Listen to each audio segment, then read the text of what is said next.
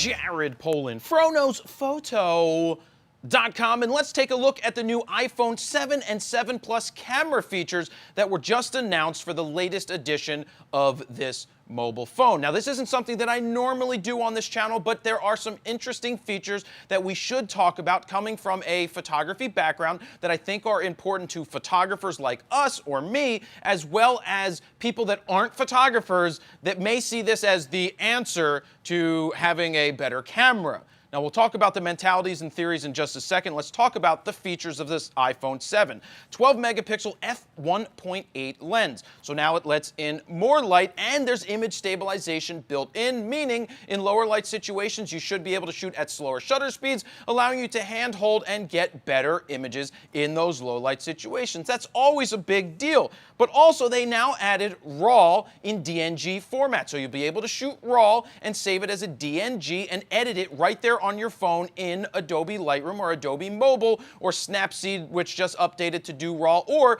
transfer it over to your computer so that you can do it right inside of Lightroom. Being able to shoot RAW means something to me. It may mean something to you. Do I think it means something to most of the world out there, the 98% of the people that aren't photographers? No. But this camera is giving people the ability to feel like they may be photographers, though what I will give Phil Schiller credit for from Apple is saying that we don't say that this is going to replace your DSLR. We're not saying that this is going to, a lot of people say that when they come out with new things that it's going to replace the DSLR or it's DSLR quality. They're not saying that. They're mimicking some of the technologies that you can capture, like better bokeh, which we'll talk about in a second with the 7 Plus.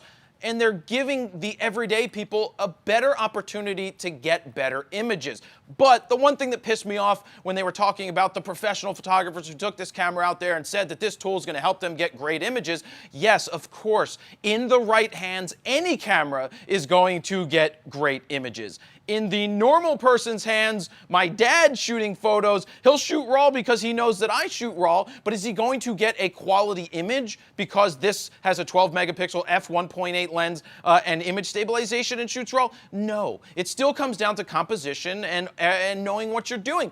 I think this is an amazing opportunity for creators like me to help people get educated in what it's like to shoot RAW with your iPhone and how to process it. This is an opportunity to get people interested in photography who may otherwise have not been interested in the past. I see this as a great opportunity, not just for me, but for you guys that have friends that want to go out and shoot photos with you and now can do it with their phone and may want to graduate to something better. So I look at it as an opportunity for people to become better photographers, and I want to be the person that they turn to help become better photographers and better editors on their phone. So let's talk about the 7 Plus real quick. Now you have dual 12-megapixel sensors built in. I remember that there was a Kodak camera that did this at one time where it had a wide angle and a telephoto lens, and you could switch between both of them because you got better quality with the optical zoom or the better lens. It wasn't digital zoom.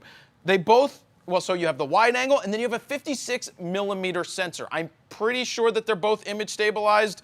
I don't see why they wouldn't be. What else? So it's a 2-time optical zoom.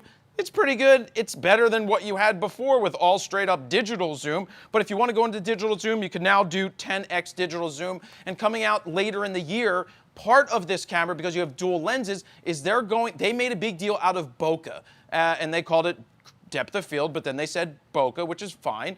They're giving people the ability to get this right inside the camera because of the two lenses. It's going to create some kind of image thingy going on in the camera that's going to allow you to defocus the background based off of the two lenses, or maybe it's just software driven, who knows.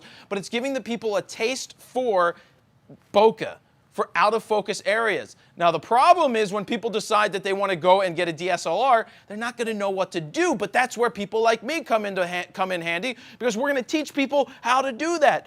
Thus again, the opportunity. So look, not a big deal. I'm personally going to go with an iPhone 7 because I don't need a 7 Plus. It's too big.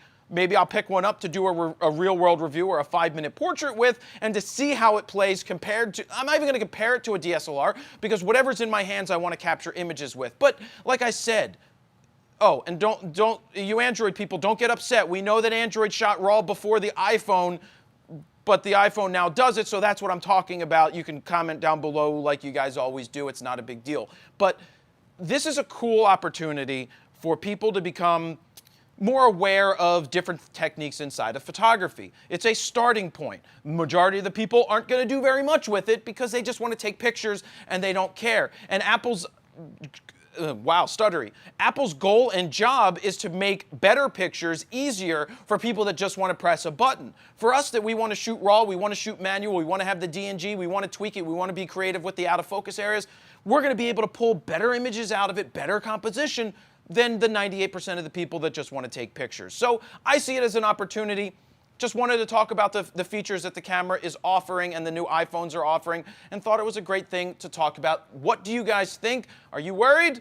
I do like that Apple didn't say that it's going to replace a DSLR like so many cameras have tried to do before. They acknowledge it, and their goal, let everyday people get better pictures. That's about it. Let me know what your comments are down below. Jared, PolandFronosPhoto.com. See ya.